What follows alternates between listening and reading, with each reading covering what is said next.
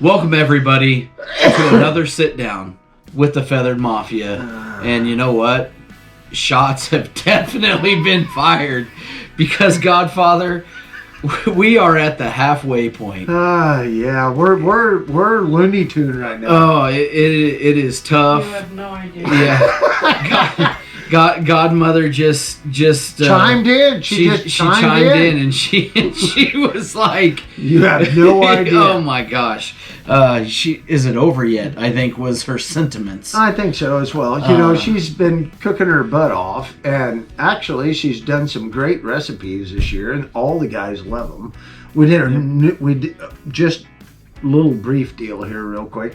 She did a new recipe today with some pierogies. Oh, it was great. And sausage and cabbage and onions, and it was absolutely fabulous. The guys loved it, and I loved it. And but we're in mid-season right now. Yep. Okay, Yep. We're halfway through the season. Weather conditions, you know, this time of the year kind of been kind of on par. I mean, we're, you know, one day we'll be in the 40s, one day we may be in the 50s, one day we're in the 60s. Tomorrow, high is going to be like 28 tomorrow. I'm going duck hunting. You're going to go pheasant hunting with some guys out of Florida and Virginia. Is that right? Is Yep. that where Michael's out of? Yep, Virginia? that's right. Michael's in the Marines. Super nice guy. He actually flew on Air Force One with Trump. Correct? They told me that today. Yes, he flew on Air Force One with Trump, and in his first term, and so that nobody's offended, he also worked with Biden. Unfortunately for him, but no, Jesus. I mean, I'm just trying not to offend anybody, but I'm just saying. But mid-season. Yeah. Tell me about mid-season hunting. All right, so upland bird-wise, because migratory birds, they're a little different, but upland bird-wise, been on the ground for a few weeks now. Yep. You have been. All right, and you know, even though we move around on the properties and we hunt, we don't over-hunt the properties, so to speak. I mean, we do have some. You do have some favorite properties that you like to go to. I do. But and we've got, you know, we're through the rotation now. yes, we are. And you know, you work very diligently all throughout the year, 12 months a year, and we do a lot of things that are unconventional because of the style of business that we run. Right. And you have some great connections in this community. I do. And we are extremely fortunate that I don't have to touch a lot of our properties multiple times in a season. But I'm getting ready to hit the reset button. Yeah. So this time of the year, I even actually pick up some properties in January that Brett never sees until January. Yep. Because for family reasons, the family comes in, hunt them through Thanksgiving, sometimes at Christmas. So once Christmas is over with, I kind of get access to those properties, and you know, I'm not going to say anything other than there may be a lot of birds on them, and maybe not a lot of birds get shot when they go hunting. Okay. So, a lot of families around here don't hunt with dogs. They do a lot of drive-style hunts. So, And there's nothing wrong with that. No, there isn't. But we're talking about a lot of grain fields, you know, and stuff like Milo, stuff like that these guys hunt. They do more of a drive style with the blocker style hunting. And as some of you know that hunt with dogs, those birds can hook around you. They can work around you. You may never even get one up.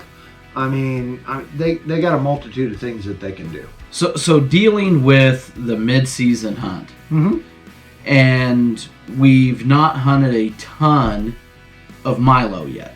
No, we haven't, because a lot of our Milo still hasn't been cut on some of the properties that we have, because moisture content's been too high, because we've had a little bit of rain, and then we had some snow here about a week ago. Yep. And it's just kind of put everybody on hold a little bit because the moisture content. I mean, I talked to one of the farmers the other day, and it's a piece of ground that we like because it's got some draws in it. It's got some milo next to it.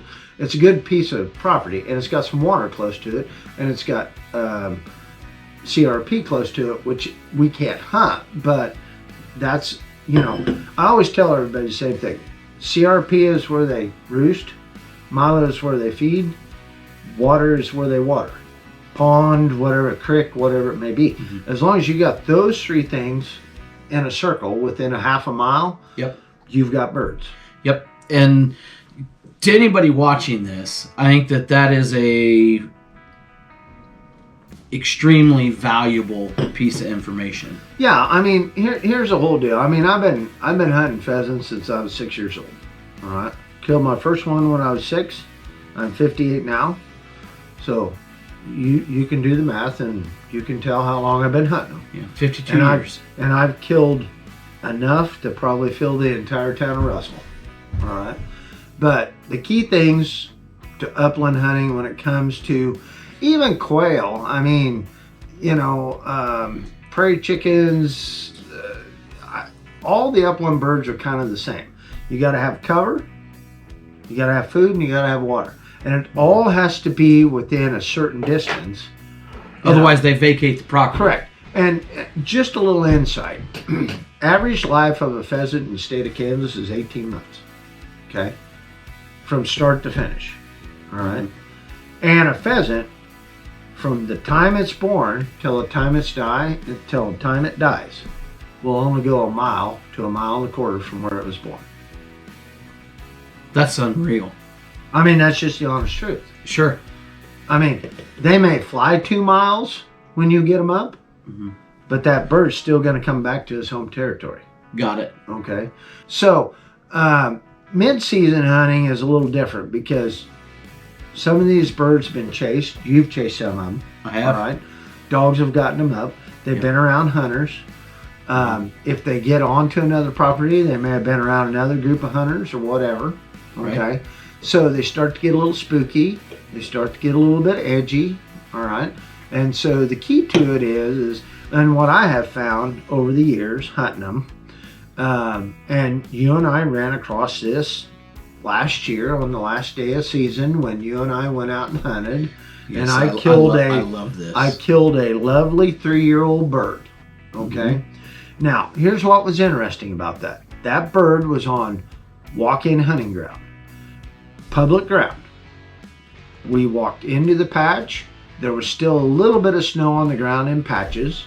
And I told Brett as soon as we hit the ground, somebody's already been in here. And he said, what? And I said, all right, somebody's already been in here. Maybe 2 hours ago. I said, I got fresh footprints in the snow. And he said, well, what do you want to do? And I said, let's go hunt it. Let's go. We had on private property right next to it, we had a milo field. It was about 3 o'clock in the afternoon. I knew those birds were going to be within 50 to 60 yards of that milo field because they were headed to feed, right? Mm-hmm. So we headed up the draw. We headed up this little draw.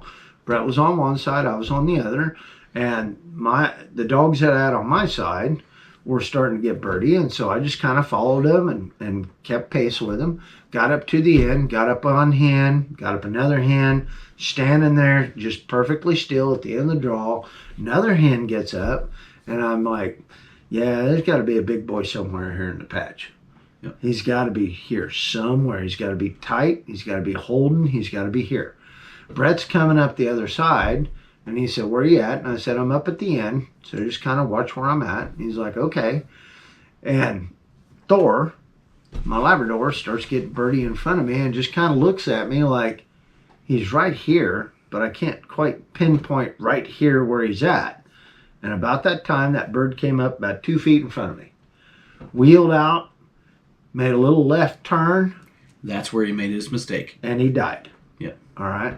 And, I told Brett, I said, here's a bird, and this is what's interesting. Here's a bird that had gone the entire 3 years of his life on public ground, evading every hunter, every dog, everything that can be thrown at him.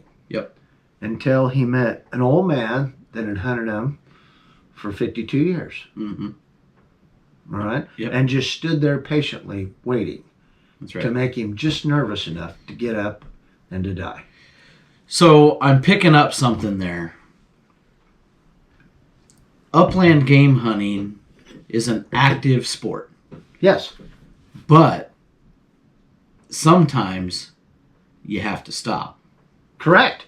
You know, the best suggestion I can make to everybody hunting, walk-in patch, public patches, stuff like that, even patches that have been hunted over and over again, all right?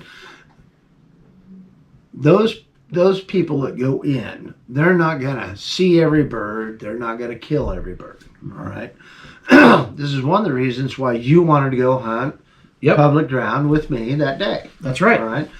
And so those birds that have survived all season is because most hunters that go in and hunt, they just keep moving and they walk as good as a dog can be. I mean, and everybody has a great dog. Mm-hmm. All right. I agree with that.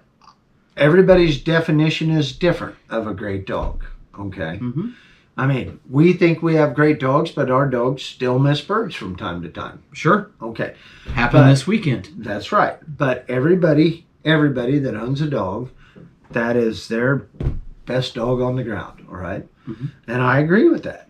Yep. You know, but that dog's not going to find every bird in the patch, all right? And you are not going to get every bird up in the patch. So when I used to hunt without a dog, all right, way back in the, Stone Age, because I'm almost older than dirt, but back in the Stone Age when we hunted, we didn't have dogs, all right? So we'd go through a field and we'd walk about 50 yards and we'd stop and then we'd just start talking to each other. Mm-hmm. Because if there's a bird around, all that talking makes them nervous. Sure. And the young ones in particular, they jump. They Right. get up. Then you shoot your bird. All right. The old ones, you got to just stand there just a little longer to make them nervous. Right. So we'd hold for about 5 minutes before we'd take off for another 50, 60 yards. Then we'd hold again, another 50, 60 yards. Now, that was particularly in grass. Now, when we're hunting Milo, it's a little different. It's grain fields is like an old style drive hunt. You push them to the end, you get them to hold long enough so that you can get that, 35, 40, 45 yard shot at them, right? And you'd have blockers set up. But Sure. Those are the things that I'm talking about mid-season hunting. You're talking about birds that have been educated, Mm-hmm. all right? So you have to change tactics a little bit. And what I mean by that is you get to a patch, you get out, you do it quietly, close the doors quietly, all right? Get the dogs out. Don't be noisy about things. You put the dogs on the ground. Like with our dogs, to be honest with you, we really don't have to communicate with a lot of them verbally. We can do it through the collar. We try not to do it a lot on the whistle if we don't have to. Right. Keep the noise to a minimal, Mm-hmm. all right? And then that allows you to just kind of slide in the patch. Works best if you can hunt the patch into the wind, if you got a strong wind, because then you're walking into the wind. The bird doesn't hear you as much as you do as you're walking with the wind. So when you're getting in that situation, in Kansas this time of year, we're normally dealing with anywhere between 15 and 25 mile an hour wind. Correct. Depending on the day. Right. We've had wind, 8, 7 mile an hour, 5 mile an hour. We had one day recently when we were in the patch and there was 0 wind. Correct. Every once in a while I get a little puff. Yeah. But the question here is it better to hunt a crosswind when you cannot get the wind square into your face? Absolutely. And the reason being is because your dogs, like ours, most dogs, pointers, even Labradors that have been in the field for a while, all right? Young dogs are different, but we're just going to say a year, 1 year seasoned dog, okay? Okay. They're going to drift to the downwind side and they're going to cut and work back into the wind, all right? Now, what's nice about that is they're covering the downwind side all the way to the upwind side. Mm-hmm. Then they cut back and do the same thing again. Right. What's great about that is that they're able to cover, the field well as you're going along. The downside of that is this: if the bird squirts downwind of the dog, all right, You're dead to rights. That bird's going to go down, and he's going to either stop at the end of the line of guys Mm-hmm. and just hold till you walk by him, and then go do his own thing, or he's going to hook the end of the line and come back around behind you guys. So the dog doesn't have a chance to smell that bird. He's not going to catch that bird. But key to that is if you hunt the patch somewhat kind of like a grid, Yep. which means is you show up at a patch and you know what it is. Say it's a quarter section of ground, square, Mm-hmm. all right? So you're going to start on this side, all right? Now, if you have a quarter section of ground and you have a wind coming from your left going across to the right, you always start all the way down at the downwind side Mm-hmm. and work your way to the upwind Upwind side. side. And the other thing behind that is always look at what's on the sides of the field.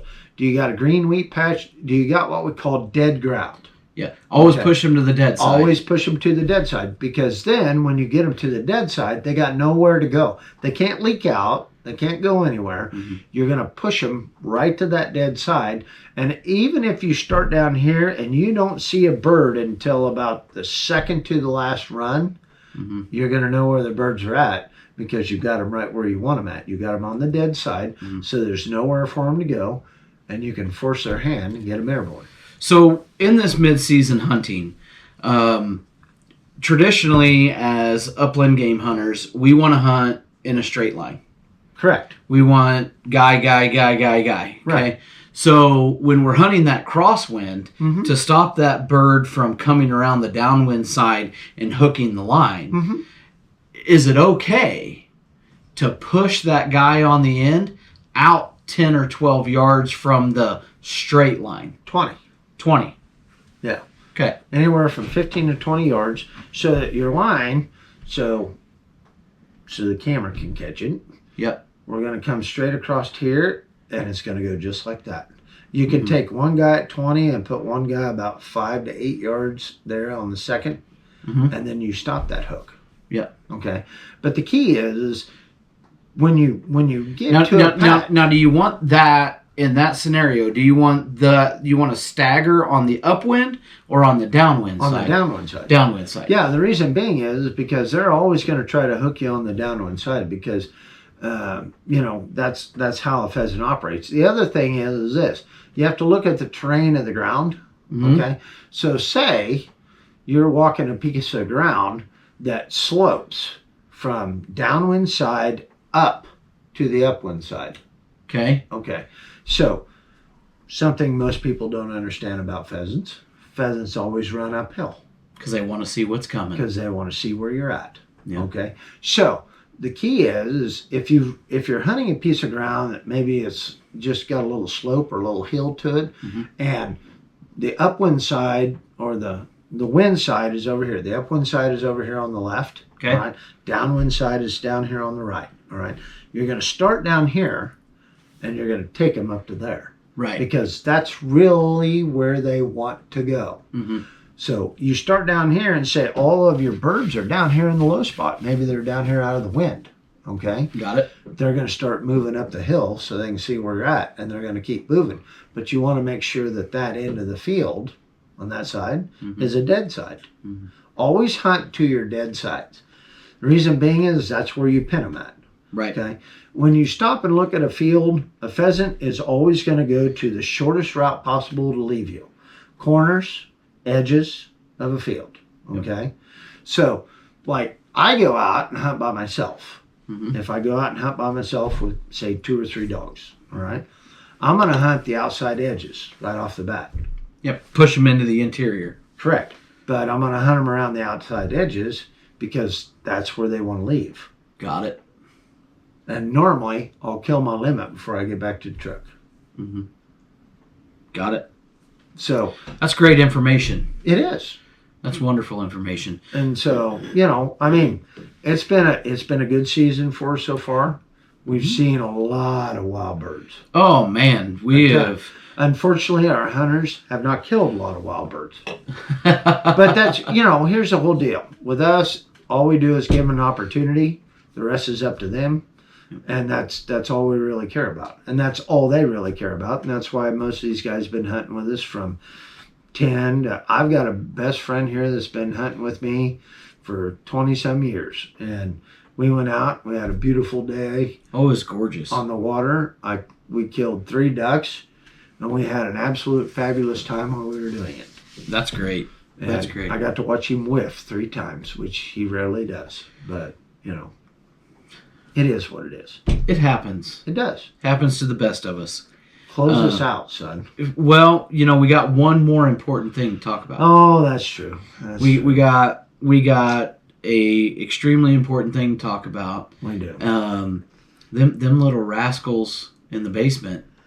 I was down there, and Yeah. I got some little beady eyes looking at me. Yeah, when well, I go down there. Mama's dreading it because we're going to have to start feeding them here in a week or 2. Yeah. So, but we got a litter of pups on the ground. All right. And I still have some males and females available, both black and yellow. All right. So, anybody interested in a pup, I don't normally do this, but I will actually give you my phone number. All right. No. No? Crystal? They can comment on the video. There we go. Comment on the video if you're interested in a pup. All right. We have some yellow males. We have some black females. And find you on Facebook. And you can check us out on Facebook. Yeah. Get a hold of me. Last Chance Wings and Labs. That's right. But they're out of Loki, which any of you have been following, what we've been doing on YouTube. You got to see Loki at Dog Trial out in Goodland. Yep. And the female is Nike. She's a black female. Pups, males are not going to be any bigger than 65 pounds. Yep. And females probably won't be any bigger than 55. The litter's doing great, and we do have some still available if anybody's interested. Gorgeous coats. Oh yeah, they're doing great. Mama's great. Yeah. Gorgeous coats on the dogs. Lovable. Both dogs, both Loki and Nike, are extremely lovable dogs. Oh yeah, very socialized. But I'll tell you what, those 2 dogs have got a switch like all of our dogs got. Oh yeah. When they're at home, they're completely chilled out. Mm-hmm. They want nothing more than to love on you and get their ears petted. Yep. But you go out and you put them in a field, it's a completely different animal. It is. It is. And the pups are doing real well. I mean, I'm real happy with them. And Crystal had some up here in the living room today playing with the Chihuahua. So they're getting socialized, whether we like it or not, even with the Chihuahua. But, the Chihuahua's fairly tame for the most part. Mira's a sweetheart. Oh, yeah. Mira's a calendar girl. Yeah, she's our calendar dog. She is our calendar dog. So, yes. No, pups, I've got some males and I got some females available. So anybody interested in a good, solid, quality dog. Great quality dogs. They are. And we're excited to see what those 10 puppy dogs down in the basement turn out to be. Yep. And comment on the video. I'll get you in touch with Stuart and Crystal through our email address, or just like and follow us on our Facebook page. Absolutely. Last Chance Wings and Labs. Godfather, Yes. we're halfway through the season. Yes. How's your fun token bag? Did you get it replenished after you got stuck? It did. I replenished the fun token bag, Mm-hmm. and I'm half full. But for tonight, Oh, half full. That's pretty good. it is. We're halfway through the season. I still got half a bag full of fun tokens. Right. So I'm But- going to drain that sumbitch down there in about 2 weeks. But for tonight, Yes. I'm all out of fun tokens for tonight. Well, and remember, keep your powder dry. Thanks, everyone.